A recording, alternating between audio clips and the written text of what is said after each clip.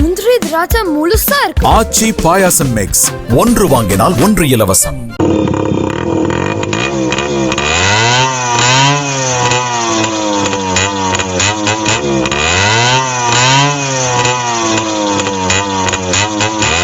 வண்டியின் சத்தத்திற்காகவே வேலை வெட்டி இல்லாத புள்ளிங்கோஸ் போட்டி போட்டுக்கொண்டு யமகா RX100 பைக்குகளை வாங்குவதால் கிருஷ்ணகிரியில் 3 லட்சம் ரூபாய் வரை பைக்குகள் விற்பனையாவதாக கூறப்படுகிறது. இந்த RX100 பைக்குகளை மாடிஃபைடு செய்வதாக நினைத்து வேலை வெட்டி இல்லாத புள்ளிங்கோஸ் செய்யும் அட்டூழியம் சொல்வதற்கில்லை.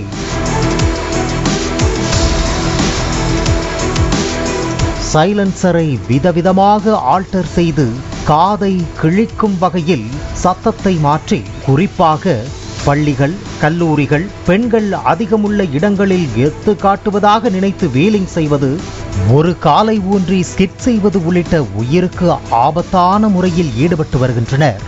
இது தவிர பைக் ரைடர்ஸ் என்ற பெயரில் கர்நாடக மாநிலம் பெங்களூரு இளைஞர்களுடன் இணைந்து வாட்ஸ்அப் குழுக்களை உருவாக்கி அதன் மூலம் ஒருங்கிணைத்து வார இறுதி நாட்கள் மற்றும் விடுமுறை நாட்களில் ஓசூர் பகுதியில் இருந்து கிருஷ்ணகிரி வழியாக வாணியம்பாடி வரை பைக் ரேஸில் ஈடுபடுகின்றனர்.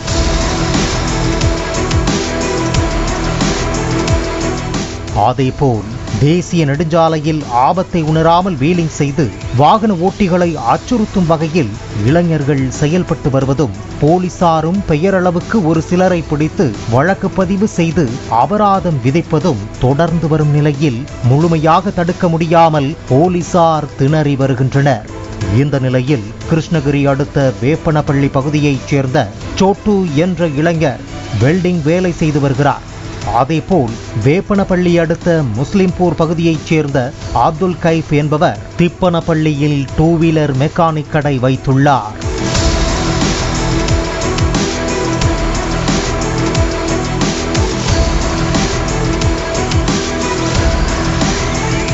நண்பர்களான இவர்கள் கால் ராக்ஸ்டார் கைப் என்ற இன்ஸ்டா பக்கத்தை உருவாக்கி 2153 ஃபாலோவர்ஸ்களுடன் தினமும் பைக்கில் வீலிங் செய்து அதனை போஸ்ட் செய்து லைக்குகளை வாங்கி வருகின்றனர். இவர்கள் வீலிங் செய்வதை வீடியோ எடுத்து இன்ஸ்டாவில் பதிவு செய்ய ஒரு கூட்டத்தையே உடன் வைத்துள்ளார்கள். வேப்பனப்பள்ளி முதல் குந்தாரப்பள்ளி உள்ள சிறிய சாலையிலேயே அதிவேகமாகவும் பயங்கர சத்தத்துடனும் வந்து வீலிங் செய்கிறார்கள். குறிப்பாக குந்தாரப்பள்ளி மற்றும் வி மாதேப்பள்ளி பகுதியில் உள்ள தனியார் பள்ளிகள் முன்பு காலை மற்றும் மாலை நேரங்களில் இந்த வீலிங் புள்ளிங்கோவின் அட்ராசிட்டி அதிகம்.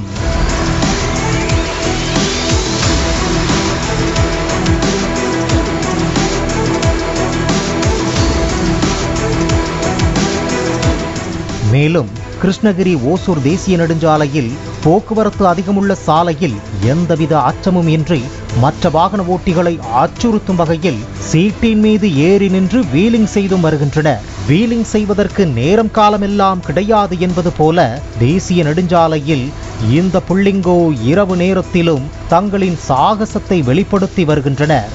இவை அனைத்தையும் தங்களது இன்ஸ்டா பக்கத்தில் பதிவு செய்து லைக்குகளுக்காக ஏங்குகின்றனர்.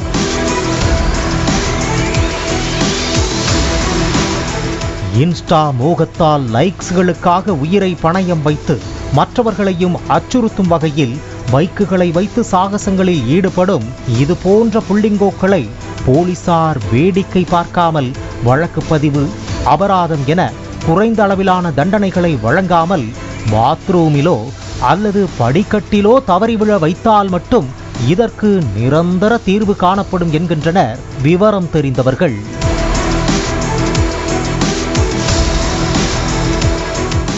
இந்த நிலையில் யார் யாரெல்லாம் இந்த வீலிங் விதிமீறலில் ஈடுபடுகிறார்கள் என்ற பட்டியலை எடுக்க ஆரம்பித்துள்ளது காவல்துறை. விரைவில் இவர்கள் மீது நடவடிக்கை பாயும் என கூறப்படுகிறது. பாலிமர் செய்திகளுக்காக கிருஷ்ணகிரி செய்தியாளர் சத்யா.